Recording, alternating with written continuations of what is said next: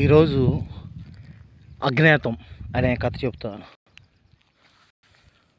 British పరిపాలిస్తున్నప్పుడు British వాళ్ళ ఆగడాలకి తట్టుకోలేక చాలామంది పక్క దేశాలకి పారిపోతున్నారు.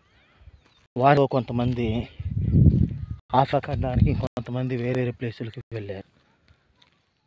సో అక్కడ ఆఫ్రికాలో నివసిస్తున్న వీళ్ళని అక్కడ ఆఫ్రికా వనరులు సరిపోక అక్కడ నుంచి తరిమేశారు. ఆ తరిమేయటంలో ఒక కుటుంబంలో తల్లి, తండ్రి, 2 ఆడపిల్లలు, ఒక అబ్బాయి తప్పించుకునే క్రమంలో అబ్బాయి కనపడకుండా తప్పిపోయాడు.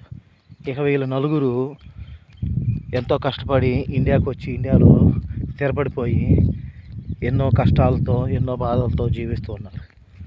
అప్పుడు వాళ్ళ దగ్గరికి ఒక కుర్రవాడు వచ్చి, సో నేను మీతోనే ఉంటాను, మీకు కావలసిన పని చేసి పెడతాను, నాకు ఇంత తిండి పెట్టండి చాలు అన్నారు. అలాగా వారితో పాటు అతను కూడా బతుకుతూ ఉన్నాడు. సో ఆ ఇంటికి ఏ కష్టం వచ్చినా, ఆ ఇంట్లో వాళ్ళకి ఏ ఇబ్బంది వచ్చినా సరే అతను తోడే ఉన్నాడు. పిల్లల చదువులో కానీ వాటిలో కానీ అన్నిటికీ తోడే ఉన్నారు. వాళ్ళ నాన్నకి ఆ ఇంట్లో పెద్ద ఆయనకి ఆపరేషన్ కానీ ఇలాంటివి ఏమన్నా కూడా అతను తోడుగా ఉన్నాడు. సో ఇంతకీ అతను ఎవరు?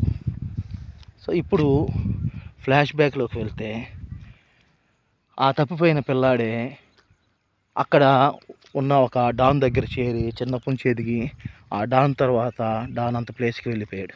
సో డాన్ అంటే మంచి వాళ్ళని చంపటం కాదు, అక్కడ ఉన్న యాంటీ సోషల్ ఎలిమెంట్స్ వాళ్ళని పోలీసులు పట్టుకోలేరు. ఎందుకంటే అక్కడ యాంటీ సోషల్ ఎలిమెంట్స్ వాళ్ళే ఎక్కువ ఉన్నారు కాబట్టి. సో వాళ్ళని తీసుకువచ్చినప్పుడు పోలీసులు ఇతనికి ఎక్కువగా మొత్తంలో డబ్బులు ఇచ్చేవారు. అంటే అక్కడ ఉన్న పట్టుకున్న వ్యక్తిని బట్టి, రిస్క్ని బట్టి అమౌంట్ పెరిగేది. సో అలాగా ఇతను బాగా డబ్బులు సంపాదించి ఒక సామ్రాజ్యాన్ని ఏర్పరచుకున్నారు. ఆ ఒక్క దేశంలో కాదు, ఏ దేశంలో అయినా సరే ఇలాంటి బౌంటీలు ఏమన్నా ఉంటే ఇతనికి వచ్చేంత ఎత్తుకు ఎదిగాడు. కానీ అతనికి ఉన్న చిన్న లోటు ఏంటంటే, తన కుటుంబం ఎక్కడ ఉందో తెలియదు. అది కనుక్కోవటానికని చెప్పేసి అతను సెర్చ్ మొదలు పెడితే, వెతకటం మొదలు పెడితే ఇండియాలో వచ్చి పేదరికంలో ఉన్నారని తెలిసింది.